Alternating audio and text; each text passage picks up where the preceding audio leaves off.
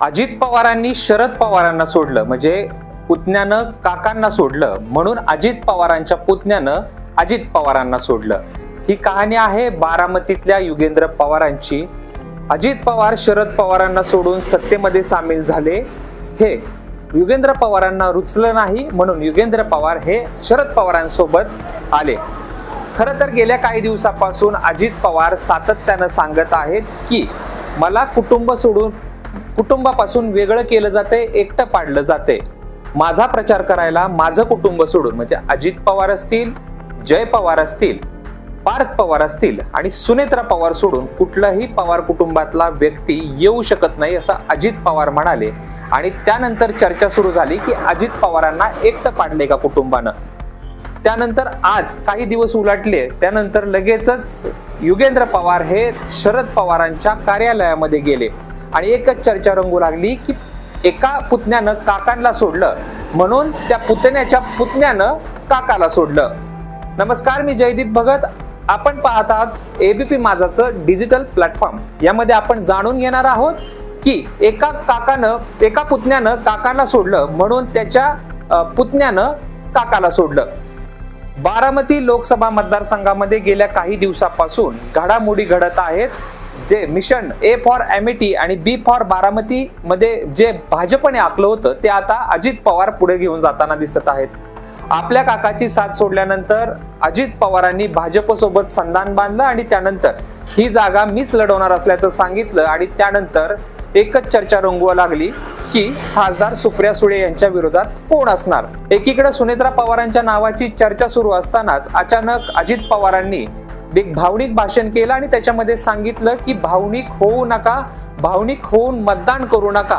परंतु हे सांगत असताना अजित पवारांनी एक प्रकारे मतदारांना भावनिक केलं, कार्यकर्त्यांना भावनिक केलं. अजित पवार असं म्हणाले की मी कुटुंबात एकटाच पाडला जातोय, संपूर्ण कुटुंब एका बाजूला आहे आणि मी आणि माझं कुटुंब एका बाजूला आहे. आगामी निवडणुकीमध्ये एकही व्यक्ती प्रचार माझा करणार नाही पवार कुटुंबातले. अशा पद्धतीचं भावनिक जे भाषण आहे ते अजित पवारांनी केलं.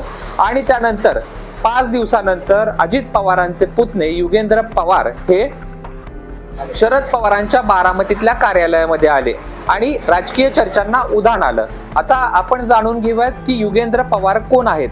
युगेंद्र पवार हे अजित पवारांचे धाकटे बंधू श्रीनिवास पवार यांचे चिरंजीव आहेत. युगेंद्र पवार हे व्यवसाय सांभाळतात, तसेच विद्या प्रतिष्ठान या शैक्षणिक संस्थेवर युगेंद्र पवार हे खजिनदार आहेत. तर युगेंद्र पवारांचं शेती संदर्भात देखील काम करतात. तसेच शरयू फाउंडेशनचा ओढा खोलीकरण असेल, विहीर बांधकाम असेल, या सामाजिक कामात देखील युगेंद्र पवार आहेत. तर फलटण येथे शरयू नावाचा, फलटण तालुक्यातील कापसे येथे शरयू नावाचा जो कारखाना आहे ते युगेंद्र पवार चालवतात. आणि बारामती कुस्तीगीर संघाचे अध्यक्ष देखील, तालुका अध्यक्ष देखील युगेंद्र पवार आहेत.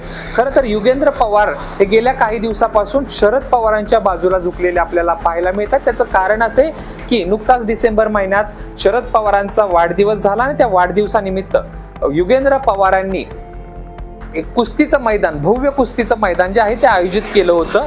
खरं तर हे तालुका कुस्तीगीर संघाच्या वतीनं केलं गेलं असलं तरी त्याचे अध्यक्ष जे आहेत ते युगेंद्र पवारच आहेत. आणि त्याच कार्यक्रमाच्या वेळेस युगेंद्र पवार यांनी जी आपली मनीषा आहे राजकारणात येण्याची ती बोलून दाखवली होती की जर कार्यकर्त्यांची इच्छा असेल तर मी राजकारणात येईल. त्याच नंतर गेले काही दिवस लोटले. फेब्रुवारी महिन्यामध्ये मॅरेथॉन आयोजित केली होती शर्मिला पवार यांनी. शर्मिला पवार या युगेंद्र पवारांच्या मातोश्री आहेत. यंदाचं ते दुसरं वर्ष होतं मॅरेथॉन आयोजित करण्याचं. मागच्या वर्षी ज्यावेळेस मॅरेथॉन आयोजित केली होती त्याला अजित पवार, सुप्रिया सुळे यांनी हजेरी लावली होती. मात्र राष्ट्रवादीमध्ये जुलै महिन्यात फूट पडली. अजित पवार भाजपसोबत सत्तेत गेले आणि त्यानंतर ही पहिलीच मॅरेथॉन होती. या मॅरेथॉन मध्ये मात्र अजित पवारांची अनुपस्थिती प्रकर्षाने जाणवली. मागच्या वर्षी सुप्रिया सुळे या उद्घाटनाला होते तर बक्षीस वितरणाला अजित पवार होते. यंदाच्या वर्षी मात्र फक्त खासदार सुप्रिया सुळे यांच्या उपस्थितीत हा मॅरेथॉनचा कार्यक्रम पार पडला. खरं तर गेल्या काही दिवसापासून अजित पवारांना एकटं पाडले का कुटुंबाने अशी चर्चा रंगू लागली असतानाच युगेंद्र पवार जे आहेत ते आज राष्ट्रवादीच्या म्हणजे राष्ट्रवादी शरदचंद्र पवार या पक्षाच्या कार्यालयामध्ये गेले. अनेक प्रकारची जी ऊर्जा जी आहे ती कार्यकर्त्यांमध्ये आलेली कार्यकर्त्यांनी खुद्द बोलून दाखवली. तसेच आगामी लोकसभा निवडणुकीच्या माध्यमातून युगेंद्र पवारांची भूमिका किंवा श्रीनिवास पवार असतील किंवा शर्मिला पवार असतील यांची भूमिका फार महत्त्वाची वाटते. त्याचं कारण असं आहे की बारामती लोकसभा मतदारसंघात एकूण 6 मतदारसंघ येत असले तरी बारामती तालुका आणि इंदापूर तालुक्यातल्या काही भागामध्ये शर्मिला पवारांचं वर्चस्व जे आहे ते कायम आहे. त्याचं कारण असे की विहीर बांधकाम असेल किंवा विहीर खोलीकरण असेल किंवा ओढा खोलीकरणाच्या माध्यमातून वृक्ष लागवडीच्या माध्यमातून शर्मिला पवार असतील युगेंद्र पवार असतील हे लोकांपर्यंत पोहोचलेले आहेत.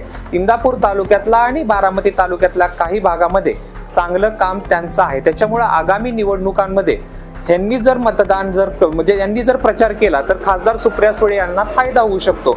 एकंदरीतच युगेंद्र पवारांना ज्यावेळेस आपण प्रतिक्रिया विचारली त्यावेळेस तुम्ही कुणाच्या बाजूने, तर त्यांनी असं सांगितलं शरद पवार जे सांगतील त्याचा प्रचार मी करेन असं युगेंद्र पवार म्हणालेत. आणि त्यांना पुढे जोडून ते असं देखील म्हणालेत की आई वडिलांचा मला पाठिंबा आहे. म्हणजे अजित पवारांचे सख्खे बंधू श्रीनिवास पवार आणि त्यांचं कुटुंब हे शरद पवारांच्या बाजूने गेले आपल्याला पाहायला मिळतं. एकंदरीत याच्यामुळे होणार आहे काय, तर खासदार सुप्रिया सुळे यांचा प्रचार करायला युगेंद्र पवार असतील, एकीकडे दुसरीकडे रोहित पवार असतील, रोहित पवारांचं कुटुंबीय असेल, युगेंद्र पवारांचं कुटुंबीय असेल. या ठिकाणी झालंय असं की अनेक बारामती ज्यावेळेस अजित पवार जे आहेत ते भाजपसोबतमध्ये सत्तेत गेले त्यावेळेस शरद पवार गटाकडे म्हणजे शरद पवारांकडे इथले पदाधिकारी आणि कार्यकर्ते राहिलेले नव्हते. मात्र हळूहळू त्यांनी पक्ष बांधणीला पाठबळ दिलं. आता चांगल्या प्रकारे जे कार्यकर्ते आहेत ते शरद पवारांच्या बाजूने आहेत, गटाच्या बाजूने आहेत. त्यातच युगेंद्र पवारांचं शरद पवारांना पाठिंबा देणं किंवा शरद पवारांसोबत राहणं हे फार महत्वाचं मानलं जाते. त्याचं कारण आहे की इंदापूरचा भाग, मगाशी सांगितल्याप्रमाणे इंदापूरचा भाग, बारामतीचा भाग यामध्ये शर्मिला पवार असतील, युगेंद्र पवार असतील यांनी चांगलं काम केलेलं आहे आणि ते लोकांपर्यंत थेट पोहोचलेलं आहे. आणि याचा फायदा आगामी काळात नक्कीच जो आहे तो पवारांना होईल, शरद पवारांना होईल. मात्र असं जरी असलं तरी एका पुतण्यानं काकांची साथ सोडली म्हणून त्या पुतण्याची साथ त्याच्या पुतण्यानं सोडली अशी जी आहे ती काहीशी परिस्थिती या ठिकाणी निर्माण झालेली आहे असंही बोललं जातंय. फक्त या चर्चा आहेत की आगामी विधानसभा निवडणूक लढवण्यास युगेंद्र पवार इच्छुक असल्याचं देखील बोललं जाते. त्याच्यामुळे आगामी काळात अजित पवारांच्या विरोधात युगेंद्र पवार लढले तर वावगं वाटायला नको. ज्यावेळेस पासून अजित पवार जे आहेत ते भाजप सोबत गेले त्यावेळेस पासून खासदार सुप्रिया सुळे यांच्या विरोधात सुनेत्रा पवार लढणार असल्याची चर्चा रंगू लागली होती. सुरुवातीच्या काळात त्याच्यावरती कुणीही विश्वास ठेवत नव्हतं. मात्र जसजसे दिवस उलटत गेले तसतसं मात्र आता खासदार अजित पवारांनी सुनेत्रा पवारांचं आगामी लोकसभा निवडणुकीत उभा राहणार असल्याचं ठरवलं असल्याचं बोललं जाते. त्याच्यामुळे चर्चा देखील रंगू लागलेली आहे खासदार सुप्रिया सुळे यांच्या विरोधात सुनेत्रा पवार लढतील अशी. परंतु युगेंद्र पवारांना वाटत नाही की काकी आपल्या आत्या विरोधात लढेल. असं जरी असलं तरी अशी देखील चर्चा आहे की युगेंद्र पवार हे अजित पवारांच्या विरोधात आगामी विधानसभा लढतील. आता जरी हे खरं वाटत नसलं तर जसं सुनेत्रा पवार आणि सुप्रिया सुळेंचं वाटत होतं तसंच हे देखील वाटू शकतं, हे असं म्हणायला देखील हरकत नाही.